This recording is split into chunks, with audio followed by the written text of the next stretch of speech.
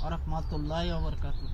ও কৃষক ভাই বোনেরা যে যেখানে আছেন, প্রবাসীতে আছেন, দেশ গ্রামে আছেন, বাংলাদেশে আছেন, তারা দেখেন এই যে আলু, এটাকে বলা আলু, এটা প্রচুর ভিটামিন। এটা দুই পদের আলু। এক পদের আলু আছে ডায়াবেটিস কন্ট্রোল করে, হলুদ আলুটা। আরেক পদের, এটা আমাদের পূর্বপুরুষ এবং আমার বাপ চাচারা ছোটো কাল থেকে গ্রামে এগুলা করতো, তো এগুলো এখনও করে। এগুলো অনেক পুষ্টিকর জিনিস, অনেক বড় হয়। এই যে আলুটা লাগাইবেন কীভাবে, জমিটা এভাবে সইবেন, এইভাবে সইয়া আস্তে করিয়া এইভাবে দুগা জৈব সার দিবেন। এই যে দুগা জৈব সার দিয়া নাঙ্গল দিয়া জোর কাটটা আস্তে লতাটা এইভাবে দিয়া এইভাবে এরম করিয়া এইভাবে এভাবে লাগিয়ে দিবেন। লাগিয়ে দেওয়ার পরে মাথাটা উপরে থাকবো, তাহলে এটা থেকে ড্যাম্প ছাড়তে থাকবো। আমি 2 মাস আগে লাগাইছি।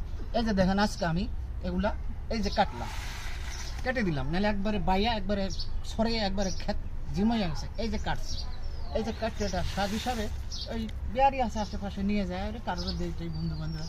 এগুলা অনেক ভিটামিন শাক, আলুর শাক অনেক ভিটামিন। এগুলা দেখেন এই যে এক বন্ধা শাকের দাম 15 টাকা, এই যে 15 টাকা, এই এক জোড়ার দাম 30 টাকা। তো এগুলা এই যে দেখেন আলুও হবে, আবার কয়েকদিন পরে যখন একটু পানি সেচ দেবো আবার এগুলা লম্বা ভাইয়া এই যে দেখেন এরকম বড় হয়ে যাবে। এই যে এরকম বড় হয়ে যাবে।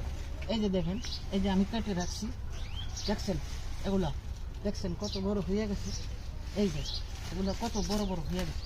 এগুলা কেটে দিতে হবে, কেটে না দিলে এগুলা সরে যাবে। এক বিঘত রাইকা, এই গুঁড়াটার এক বিঘত রাইকা আসতে এরকম আমার মতো কেটে দিবে। এরকম কেটে দিয়া এটা বান্ধা দিয়া দিবে। এটারে আবার পানি টানি দিয়া সার কিছু কালো সার বা গোবর ছিটটা দিয়া আস্তে কয়েকদিন পরে 3-4 দিন পরে পানি দিবেন। এই যে দেখেন